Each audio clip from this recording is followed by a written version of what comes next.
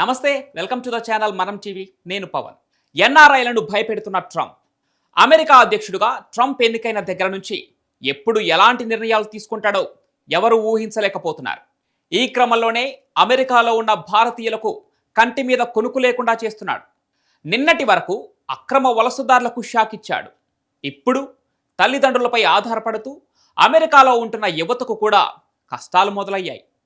Trump తీసుకున్న కొత్త నిర్ణయం వల్ల అమెరికాలో ఉంటున్న దాదాపు 2 లక్షల భారత సంతతి యువతపై వేటు. అమెరికాలో గ్రీన్ కార్డు కోసం వేచి చూస్తూ 21 ఏళ్లు దాటిన యువతకు ఈ ప్రమాదం తప్పేలా లేదు. వారి తల్లిదండ్రులకు గ్రీన్ కార్డు ఉన్నా వారి పిల్లలను ఎందుకో తరిమివేయాలని ట్రంప్ భావిస్తున్నట్లు కనిపిస్తోంది. H1B వీసాదారులైన తల్లిదండ్రులపై ఆధారపడి మైనర్లుగా అమెరికా వెళ్లిన వారు ఇప్పుడు మేజర్లయ్యారని, వారిక తల్లిదండ్రులపై ఆధారపడాల్సిన అవసరం లేదని, ఇక వారికి పౌరసత్వం లేదు కనుకే వారు దేశం వదిలిపోవాలని అంటున్నారు.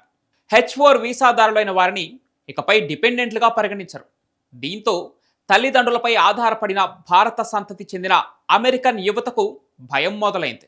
ఇంతకుముందు మైనారిటీ దాటిన 21 ఏళ్లు వస్తే పౌరసత్వం కోసం కొత్త వీసా కోసం 2 సంవత్సరాల సమయం ఉండేది.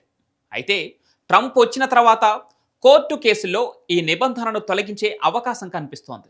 ఇదే గానీ జరిగితే భారత సంతతికి చెంది అమెరికాలో ఉంటూ 21 ఏళ్లు నిండిన యువతకు గ్రీన్ కార్డు రాకపోతే ఇండియాకు వెళ్ళిపోవాల్సిందే. ఒకవేళ తమ డిపెండెంట్ వీసా ముగిసిన విద్యార్థులు తమ విద్యను కొనసాగించడానికి F1 విద్యార్థి వీసాకు మార్చుకునే అర్హత ఉంటుంది. కానీ అలా చేస్తే వారు అంతర్జాతీయ విద్యార్థిగా మారిపోతారు. అమెరికా రూల్స్ ప్రకారం అంతర్జాతీయ విద్యార్థులకు అమెరికా ప్రభుత్వం ఇచ్చే ఫీజులు, స్కాలర్షిప్లకు అనర్హులవుతారు.